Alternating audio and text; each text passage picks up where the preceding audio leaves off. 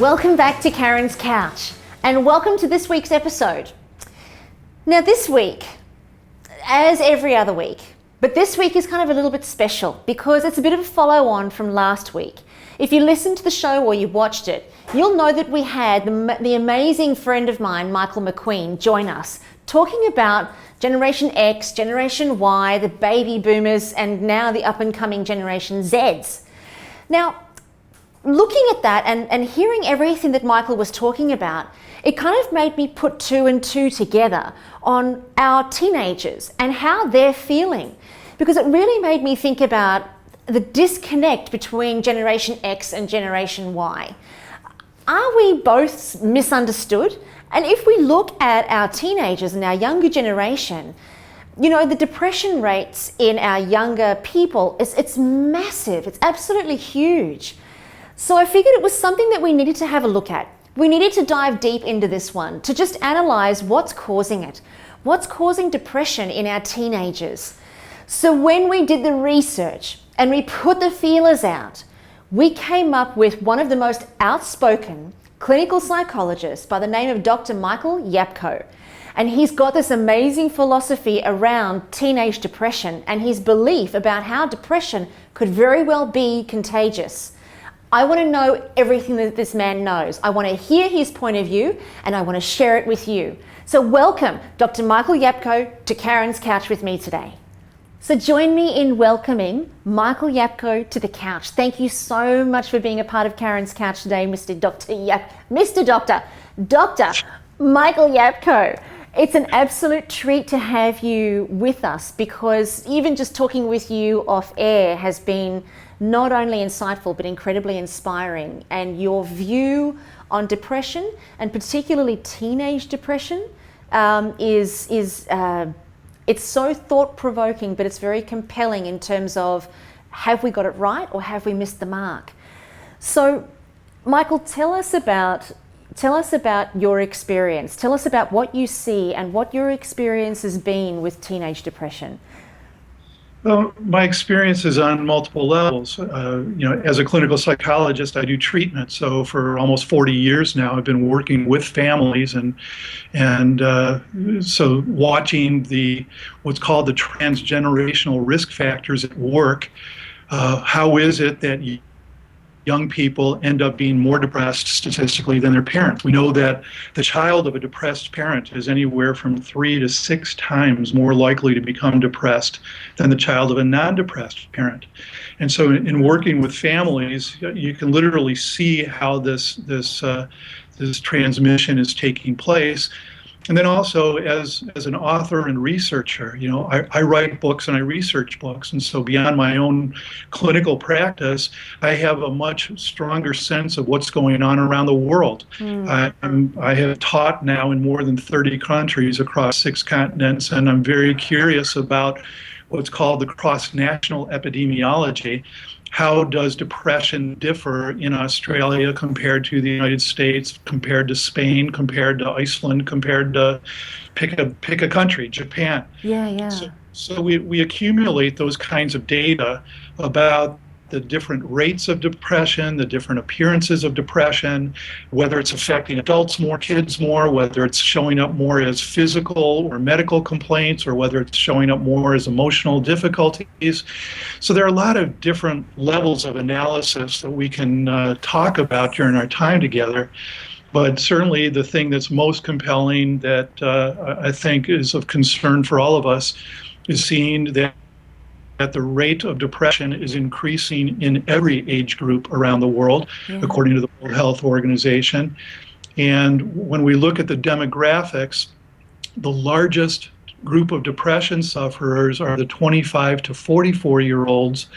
And of course, they share many common characteristics, but one of the characteristics that they share is that they're in their prime childbearing years. Yes. And so it's very interesting that you have the largest group of depression sufferers raising what are now the fastest growing group of depression sufferers, namely their children. So it's contagious. Depression is contagious, and funny you should mention that. That's the title of my last book on depression. Oh, look at that. Depression is contagious in a social sense, that we learn the coping skills or not from Yes. other people. We learn the problem solving skills or not from other people. We learn social skills or not from other people. And so the kinds of factors that set people up of any age, teens included, to be depressed are socially acquired or not. And so, from my perspective, what I'm always looking at is what are known as the risk factors, the vulnerabilities. What are the things that happen in a family? What are the things that happen in a culture that increase the likelihood of people suffering depression as a result of being a member of that group? So when we look at depression from that perspective, and that there's potential that it's contagious and it's a social issue, what are some of the contributing factors? If a parent is depressed, then it's much more likely that their child is going to be depressed.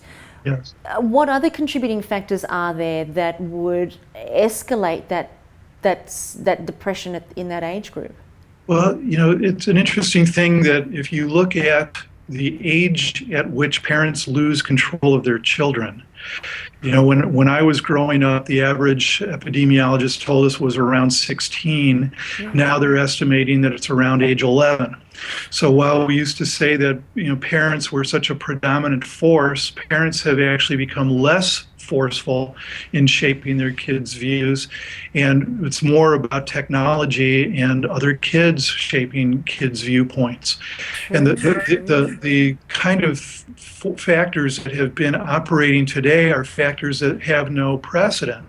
We didn't grow up with the influence of technology the way that kids do. These kids today who are texting literally hundreds of times per day, these kids who are spending hour after hour after hour in front of computer screens and iPhones and everything else, it has a human impact. We certainly have enough evidence to show that the more time these kids spend with technology, the worse they tend to feel and the less they have the kinds of social skills that really make a difference. You can't learn to read people's motives in a text. You can't hear the sarcasm in their voice in a text. You can't see the expression on their face in a text. And the little emoticons aren't going to help you when it comes time to actually dealing sensibly with other people.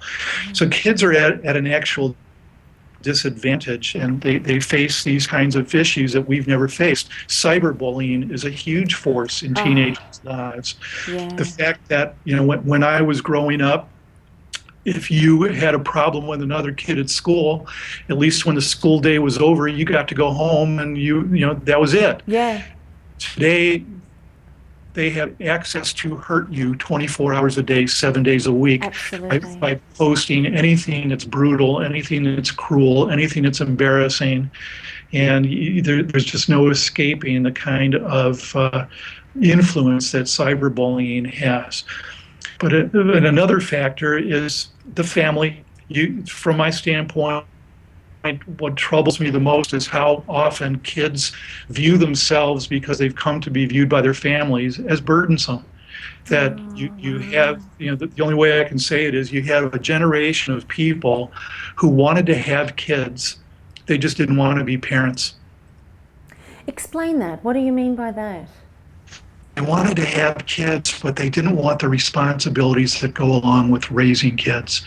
They don't like that the kids are cutting into their lifestyle. They don't like it that the kids require round-the-clock attention.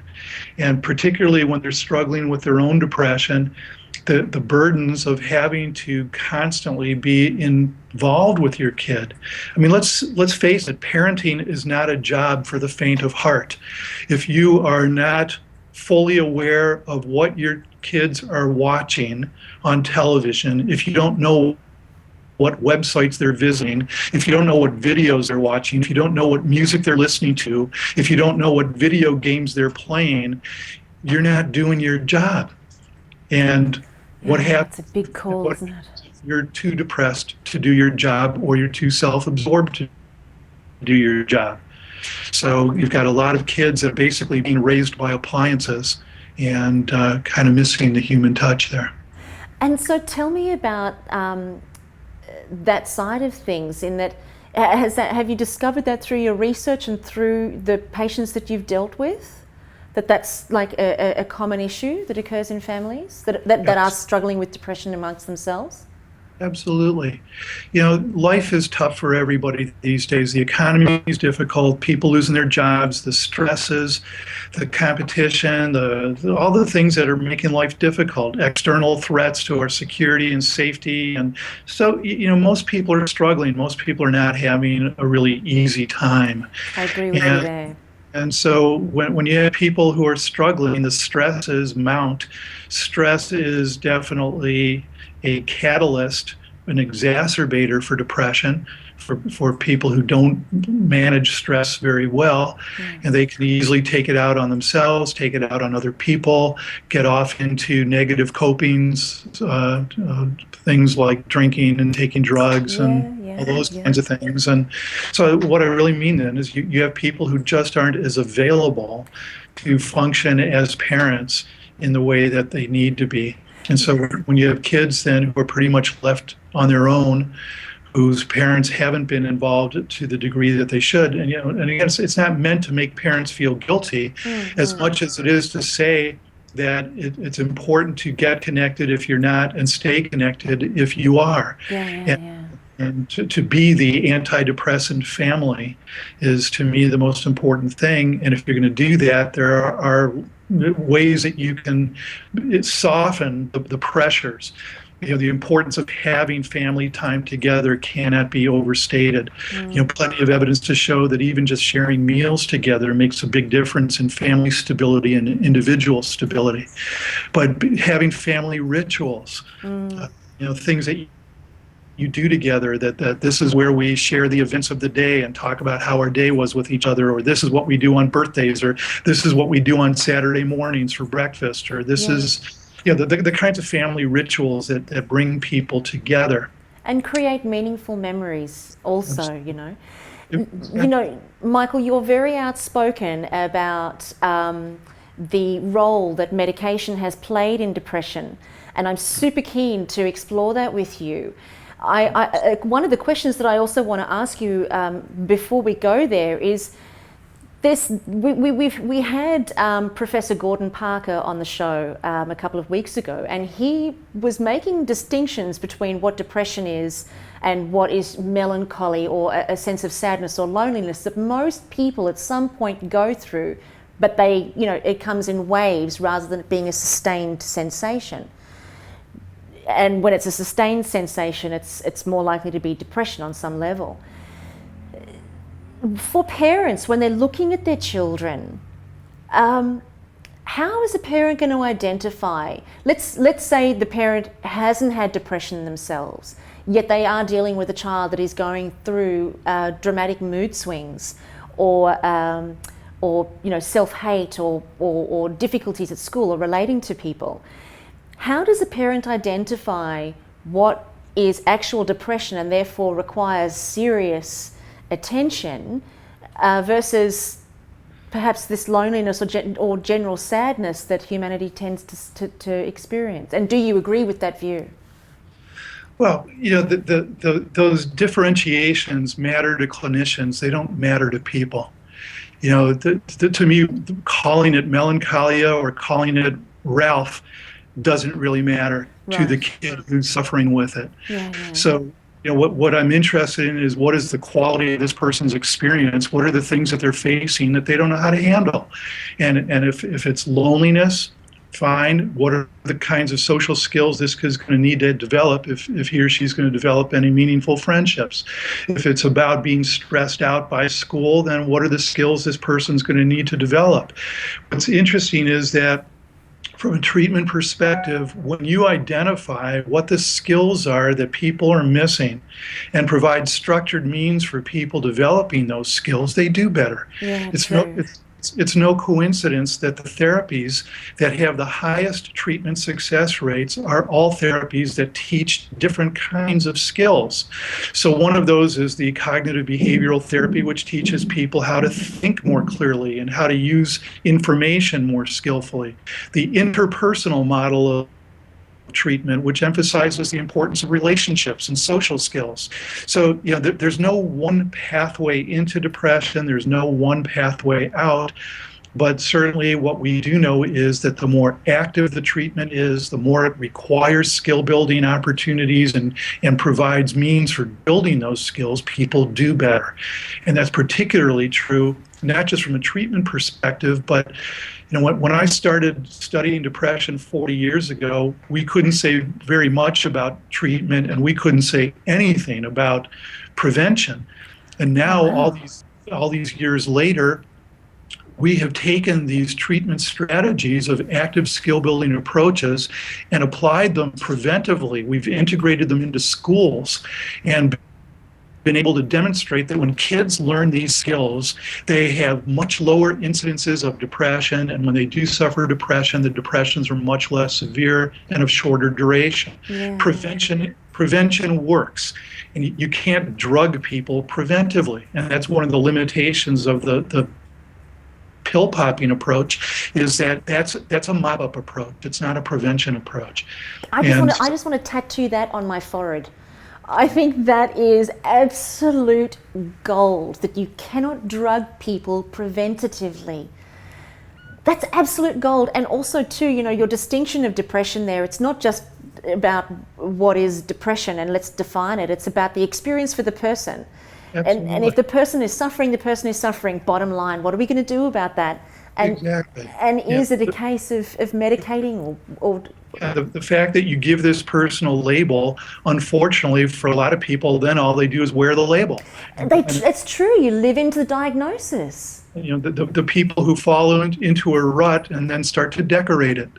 Oh, wow. So tell, what is your view? What is your view on medication and the drugs for the treatment of this suffering? Well, the medications are not nearly as valuable as people have been led to believe. If we ask the question, do these medications work? The best answer is sort of. And if you look at what's going on in the world of medications right now, the pharmaceutical industries are really quite on the defensive, because as the lawsuits mount, that there are problems with side effects, unexpected side effects, that the drugs don't work as effectively, particularly with teens, by the way. The drugs have been contraindicated because the drugs in teenagers, for unknown reasons, seem to increase the rates of suicidal thinking and even suicidal behavior. So when you look at the drug prescription labels, they tell you don't even use these drugs with people under the age of 24. Wow. But the point is, it's still there's only one drug that's been approved for use by children, and that drug is Prozac. And so the drugs, if they were safe, if they were effective, I'd be happy to advocate for them. And I will say that there are certain advantages to medications. They will provide some symptom relief for some people. But nobody should mistake for a second that this is a full treatment in and of itself, that all they have to do is take the drug and sit back and wait for it to work. And if you're interested, if people are interested, I wrote a summary paper last year that was published in one of the journals about 9 different reasons why we should be very concerned about antidepressants.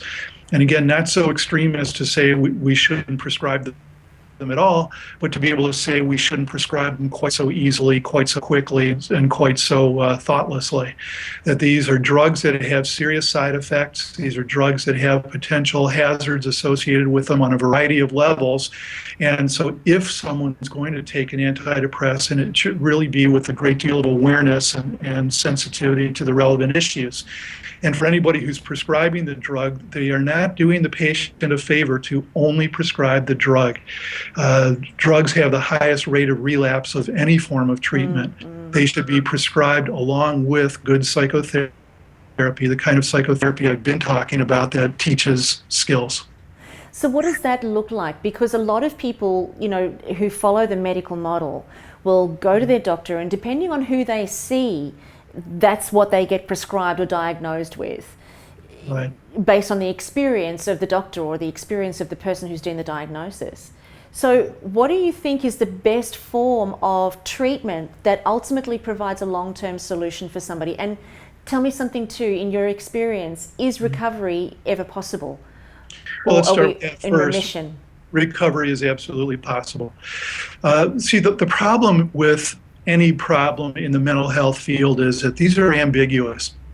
We don't have a gene for depression that we can point to and say, there's the depression gene. We don't have this hypothetical biochemical imbalance that has yet to be proved. No one has ever proved that there's a shortage of serotonin or a shortage of norepinephrine. Well, then These are why do the doctors tell people that? Why do the doctors tell people that you have a chemical imbalance, therefore here, take Zoloft? that has been the pharmaceutical industry's tagline for years. That's how they sell drugs. And unfortunately, I mean, this is one of the things I described in the first chapter of Depression is Contagious. The most prestigious medical journal on the planet, in most physicians' estimation, is called the Journal of the American Medical Association, or JAMA. And about 4 years ago, JAMA wrote a blistering editorial that since the drug companies had been caught in lies, deceiving people about how effective the drugs are, inflating their claims, and the journals had been duped because the drug companies had paid highly recognizable physicians to put their name on drug company research, a practice called ghostwriting. And JAMA wrote an editorial that just blasted the drug companies, and they did a mea culpa saying, we've let ourselves be duped in publishing this research that is then disseminated to physicians. So physicians think they're reading current research, they think they're reading non-biased research, and as it turns out, they're reading contaminated research and unfortunately buying into it. And so, therefore, the patient is the person who's right, paying the price. Right. So that controversy is reaching its zenith at this very moment. This is what's going on in the world of the pharmaceuticals right now, and I think you'll be hearing over the next few years. It takes a while for information to disseminate, but I would predict that over the next few years you're going to be hearing physicians being less enthusiastic about prescribing these drugs and becoming more enthusiastic about encouraging people to get active, structured help that can really teach them the kinds of skills that all people need to have. Drugs cannot teach you coping skills. They cannot teach you social skills. They cannot build a support network for you. They cannot change your history. They cannot do the things that people need the most help with. And so that's why a good psychotherapist is worth their weight in platinum. The problem is that there aren't enough good psychotherapists to go around. And so people really need to be educated. It's why, I've written now more than a dozen books, and most of them are for the profession. But there are two books that I wrote for the general public. One is called Depression is Contagious, and the other one is called Breaking the Patterns of Depression. And I wrote those because there's so much great research that never reaches the people who most need to hear about it. So these are the books that I wrote to make that contribution of helping people get in touch with the fact that there's a lot of good science about what works in treatment. And as I said earlier, there isn't any one form of treatment, but the common denominator of good treatments is they're active and they focus on empowering people to develop the skills they need to manage life on life's terms. And you have brought us to the end of the show beautifully.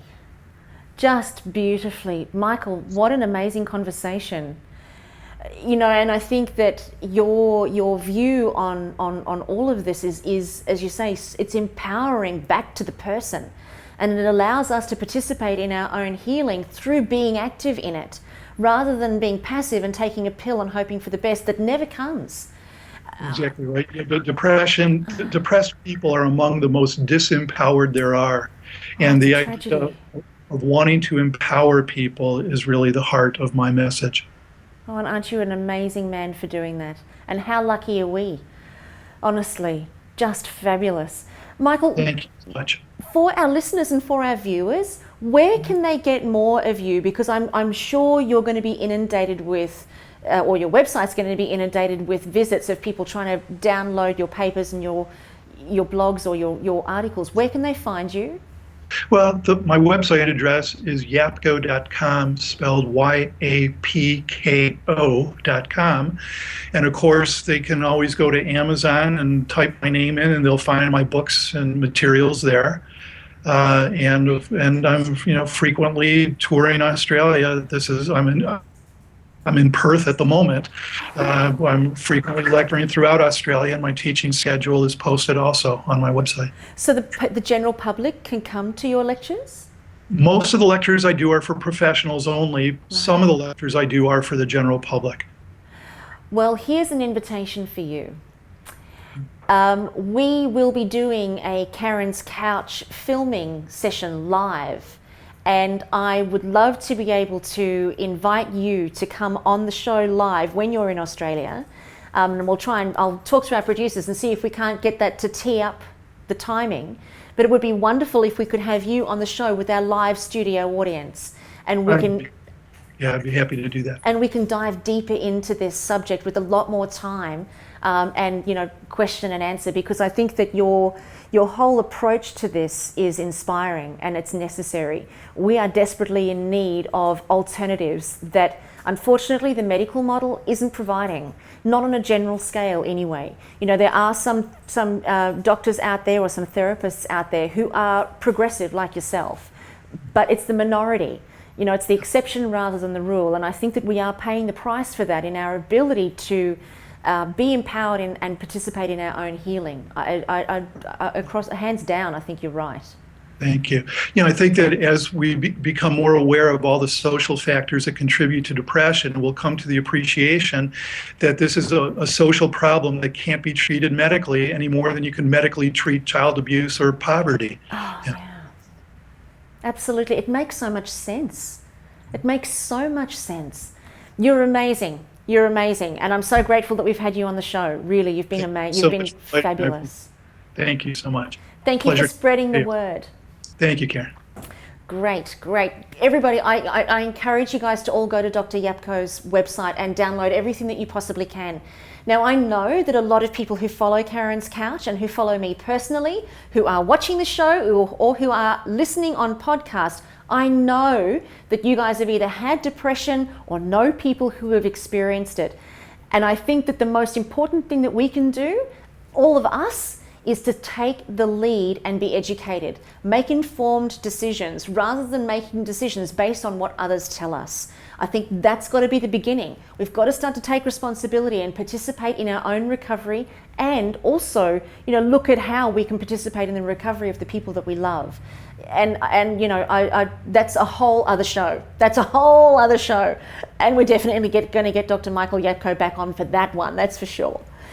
So I hope that you've enjoyed this show, and I hope that you've gotten some insights from Dr. Yapko. Make sure that you go to his website and hang around, because in just a second, I'm going to see you all the way over, or it's not really all the way over, it's just over there, on Carren's Corner. See you.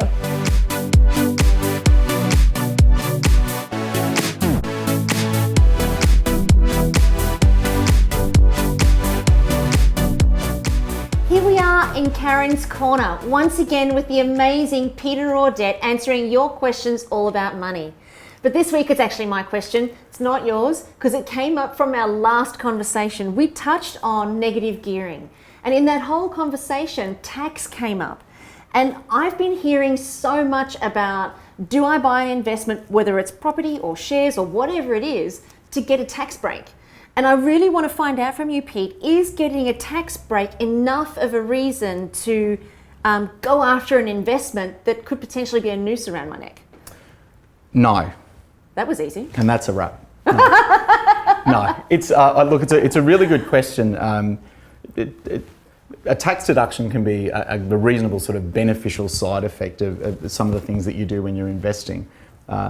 But it shouldn't usually be your dominant purpose for it. The main reason for that is to get a tax deduction with your $1, yep, you have to spend it.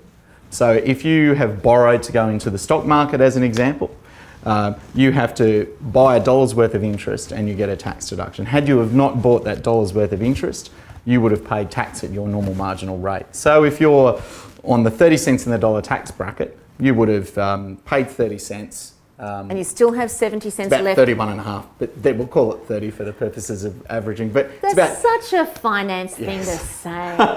But you still Round get it out. you get to keep your 70 cents. Yeah. So Yeah. to get that tax deduction, you have to spend it on something, and the outcome of that something that you spend has to be something positive, because you've given away 30 cents of the tax office's money, but you've given 70 cents of your money away.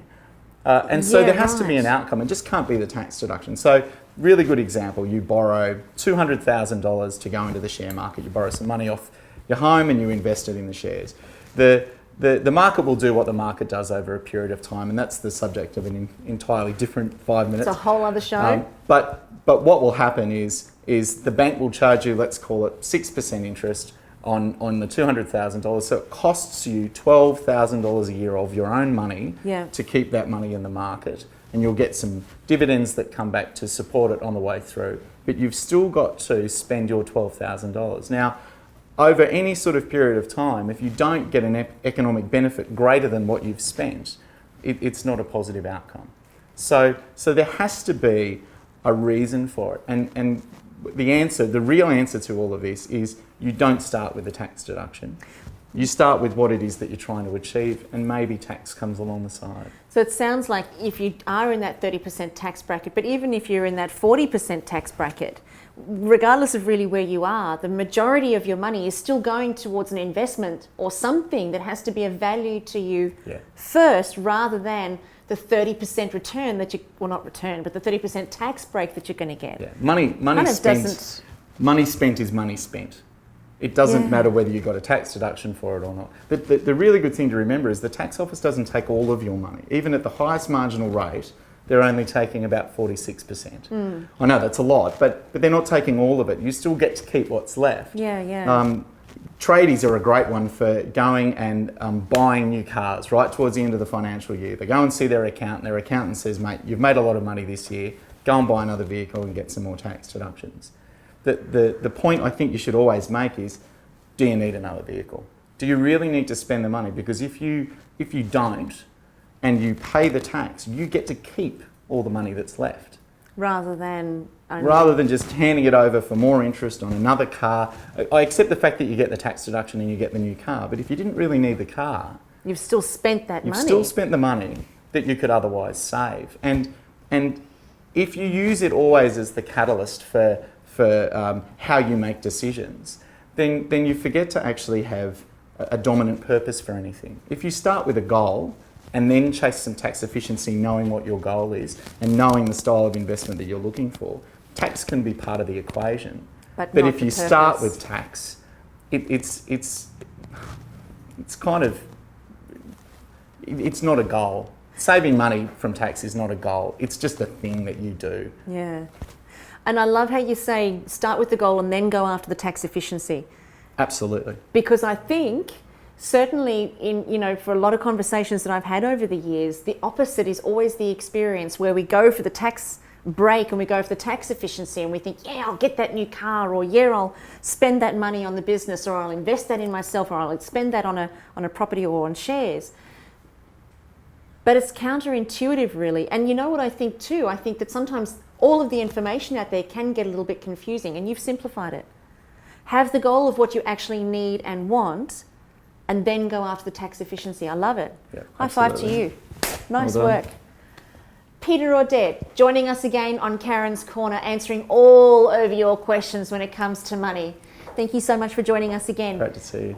Join us here again next week on Carren's Couch. But before I sign off, I want to remind you guys, jump down underneath this video and post all of your comments and all of your questions. Anything that you want to ask Pete, let us know and we'll make sure that we get them answered for you.